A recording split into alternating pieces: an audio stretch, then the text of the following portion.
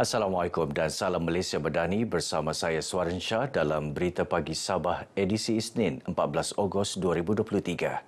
Sikap saling menghormati dan toleransi merupakan wadah penyatuan rakyat pelbagai kaum dan agama di Sabah. Sehubungan itu, rakyat negeri ini diajak untuk terus menyuburkan semangat tersebut bagi mengekalkan keharmonian dan perpaduan yang dinikmati sejak sekian lama. Menurut Menteri Pembangunan Luar Bandar Datuk Jahid Jahim, aset paling mahal ialah perjuangan yang mengutamakan kerukunan, kedamaian dan kesepakatan dalam menghadapi pelbagai cabaran selaras dengan tema Ma'al Hijrah iaitu perpaduan teras Malaysia Madani. Pentingnya sikap toleransi untuk diamalkan di semua tempat pada waktu semua ketika. Sebab kita mempunyai pelbagai kaum. Jadi untuk memastikan supaya keadaan kita tenang, sejahtera seperti masa lalu, kita akan amalkan sikap toleransi. Datuk Jahid yang juga adun Tamparuli ditemui RTM dalam majlis sambutan Ma'al Hijrah peringkat daerah kecil Tamparuli. 13 anugerah disampaikan dalam majlis ini, antaranya anugerah tokoh ibu misali, anugerah tokoh bapa misali dan anugerah Jasa Mudi Kenang. Program Doa Sayangi Malaysia berupaya memupuk semangat patriotisme dalam kalangan masyarakat berbilang kaum dan agama di negeri ini. Program yang mendoakan kesejahteraan Malaysia itu menyemarakkan lagi semangat rasa cinta terhadap negara. Presiden Gabungan Persatuan Cina Sabah, Datuk Susan Wong Siu Guen memberitahu program ini juga menerapkan sikap hormat menghormati dan saling bertolak ansur sesama masyarakat. We wish our political stable, and then we have unity among all the different ethnic group. Then we can happy together. So we are friends and love each other, and wish our next generation also maintain this unity among all the ethnic group. Beliau berkata demikian selepas selesai upacara Doa Sayangi Malaysia di Tokong Pek Nam Tong, Kota Kinabalu. Persatuan Kaum dan Etnik di Sabah juga turut menyambut baik program ini. Menyemai semangat perpaduan, mencintai sesuatu agama dan kaum tanpa mengira latar belakang dan sebagainya. Jadi ini memupuk kehormatan kaum, memupuk kerjasama dan toleransi antara bangsa agama. I agree lah dengan ini konsep. Multiracial, we visit here. Then they visit our places, so this exchange is good lah. And then of course, the way I look at it, unity in diversity lah. I can see the government is doing it, which is good lah. Diversity adalah kekuatan kita sebenarnya. Ia patut kita jadikan sebagai satu simbol, satu perkara yang diteruskan sampai bila-bila, dijadikan sebagai tradisi untuk anak-anak kita, dan kita kena bangga dengan apa yang kita ada. 37 kes pendaftaran lewat kelahiran berjaya diselesaikan melalui program Hikmat Mahkamah Bergerak Anjuran Mahkamah Negeri Sabah di Sipitang. Penyelesaian itu membolehkan penduduk di kawasan pedalaman mendapat sijil kelahiran untuk memohon kad pengenalan daripada Jabatan Pendaftaran Negara JPN. Menurut Hakim Mahkamah Tinggi Kota Kinabalu, Datuk Christopher Chin, dengan memiliki dokumen penting itu melayakkan mereka mendapatkan keistimewaan seperti warga negara yang lain. For the purpose of Sabah, the mobile court program also assists in the validating of late registration of births so that the children of legitimate citizens of Malaysia can get their birth certificates and eventually their identity cards and become useful citizens of Malaysia.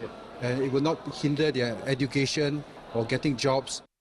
Beliau menyatakan demikian kepada media dalam program Hikmat Mahkamah Bergerak di Sipitang. Program yang dijayakan bersama Khazanah Sabah Berhad itu turut menawarkan pemeriksaan kesihatan dan rawatan gigi percuma serta khidmat nasihat undang-undang daripada Pertubuhan Undang-Undang Sabah. Kita selitkan juga program untuk sosial. Iaitu klinik bergerak. Kita bawa doktor-doktor melalui Khazanah Sabah Berhad dengan kita punya program CSR kita. Jadi kita bawa melalui anak syarikat kita, WH Medicare, kita koordinat bawa doktor gigi, kita bawa makmal, juga bahagian yang lain untuk memberi penerangan dan nasihat kepada penduduk setempat. kasih batal itu pendaftaran lewat anak saya. Kira oke lah sebab menolong rakyat untuk membuat urusan yang seperti kami dan juga yang lain-lain. Alhamdulillah sangat-sangat membantu bagi kami yang tinggal di pedalaman. Sebab daripada ulang-alik ke pusat bandar kan, bahkan belanja yang banyak. Lagipun sangat mudah lah, Alhamdulillah staf-staf semua baik. Orang kampung sangat-sangat bersyukur. Bukan hanya di Kampung Maligan tetapi beberapa kampung di sekitar daerah Sepitang. Juga saya dipahamkan ada daripada Nabawan, Penciangan. Sangat bersyukur karena pengorbanan beberapa pegawai-pegawai jabatan kerajaan maupun NGO yang sanggup turut menjayakan program ini. Umat Islam di sekitar Tawau di Pelawah hadir menyerikan majlis Tawau berselawat junjungan teladan sepanjang zaman yang akan diadakan di Masjid Al-Kausar Tawau pada 2 September depan. Majlis itu diadakan bersempena kunjungan pendakwa tersohor Nusantara dari Indonesia, Profesor Ustaz Dr. Abdul Somad UAS ke Sabah. Adun Apas Datuk Nizam Abu Bakar Titingan berkata beberapa aktiviti keagamaan melibatkan Ustaz Abdul Somad disusun atur dalam majlis berkenaan, antaranya ceramah perdana serta kuliah subuh yang akan diadakan di Masjid Raya Tawau pada 3 September.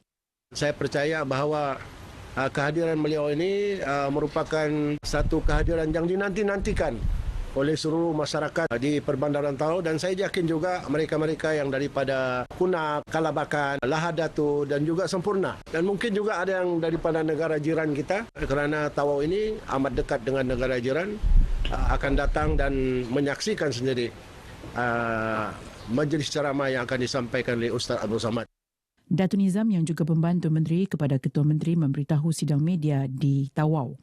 Majlis tersebut mendapat kerjasama Jabatan Hal Ehwal Agama Islam Negeri Sabah Jahins, Majlis Perbandaran Tawau, Masjid Al-Kausar, Masjid Raya dan beberapa rakan strategik seperti Sahabat UAS, Brunei Darussalam dan beberapa badan bukan kerajaan.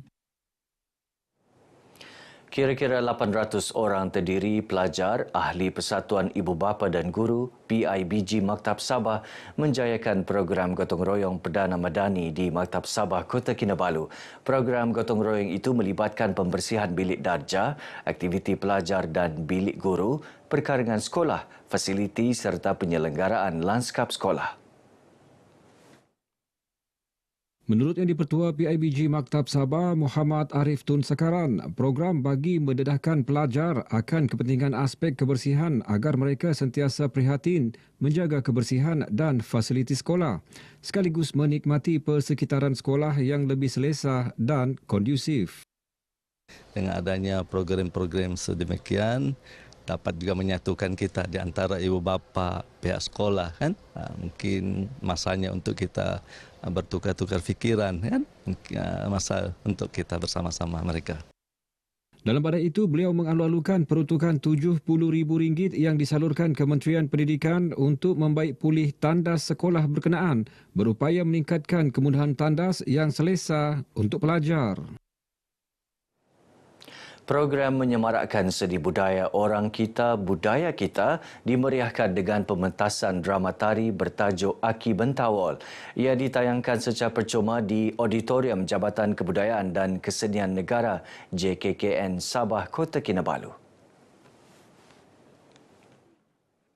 Drama tari ini mengisahkan percintaan antara seorang pemuda berketurunan Tidong bernama Aki Bentawol dengan kekasihnya si Dayang Dedalit. Pementasan drama tari selama 1 jam setengah bersempena program Colours of Malaysia 2023 ini juga turut disaksikan pengarah bahagian pengembangan seni budaya JKKN, Rosnan Abdul Rahman, selain peminat kisah legenda tersebut. Penganjuran kejohanan sukan di peringkat komuniti bukan sahaja melahirkan warga sihat dan aktif, malah memupuk nilai positif dan merapatkan silaturahim antara sesama. Pembantu Menteri kepada Ketua Menteri Datuk Nizam Abu Bakar Titingan berkata, menerusi sukan ia dapat meningkatkan disiplin, kerjasama berpasukan dan daya juang tinggi yang membentuk insan berkualiti. Dato' Nizam yang juga aduan APAS ditemui pemberita selepas merasmikan kejohanan futsal Liga Sukan Komuniti peringkat bahagian Tawau 2023. 32 pasukan futsal bersaing dalam kejohanan ini termasuk 2 pasukan jemputan dari Kunak dan Sempurna. Johan akan mewakili bahagian Tawau ke kejohanan Liga Sukan Komuniti peringkat negeri 2023 futsal lelaki yang bakal diadakan hujung September depan di Kota Kinabalu. Disandakan 24 pasukan menyertai kejohanan futsal bagi Liga Sukan Komuniti bahagian sandakan. Ahli Parlimen Sandakan Vivian Wong Sherry berkata, pelbagai usaha dilaksana pejabat Parlimen Sandakan untuk memperkasa dan meningkatkan mutu sukan futsal di daerah itu bagi membolehkan golongan belia kekal aktif dalam sukan tersebut. Antaranya menyelenggara dan menaik taraf fasiliti sukan tersebut dari semasa ke semasa. Selain itu, bermula tahun ini pihaknya juga menyewa gelanggang futsal untuk belia pada setiap hujung minggu bagi meringankan kos pemain menjalankan sukan tersebut. Festival Silat Antarabangsa Sabah SISF 2023 bakal diadakan di Dewan Seri Putatan pada 13 hingga 15 Oktober depan. Ia bagi mempromosi dan melestarikan silat sebagai warisan negara yang perlu dipelihara dan dilindungi. Setiausaha Tetap Kementerian Pelancongan, Kebudayaan dan Alam Sekitar Datuk Muhammad Yusri Abdullah yakin festival berkenaan menjadi platform memperkenalkan silat dalam elemen budaya, warisan, ilmu selain sukan khususnya di kawasan pertumbuhan ASEAN Timur, Brunei, Indonesia, Malaysia, Filipina, BIMP IAGA. Beliau berucap merasmikan Road to SISF 2023 Busana Fun Walk di Kota Kinabalu.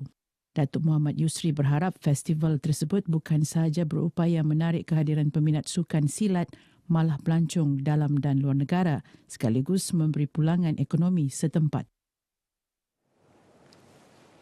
Baik, paparan itu mengakhiri perkembangan Berita Pagi Sabah kali ini. Menyusul selepas ini Berita Pagi Sarawak. Saya Suaran Shah, salam Malaysia Madani, tekad perpaduan penuhi harapan. Assalamualaikum.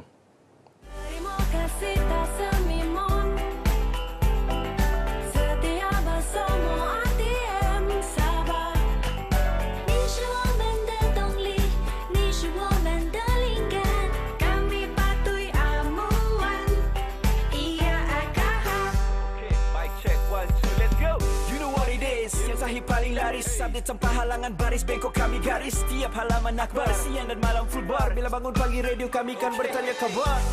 Apa kabar? Jangan gusar, harimu pastikan bersinar. Salam kami rakam, RTM pilihan. Unggul tanpa sempadan, always be number one.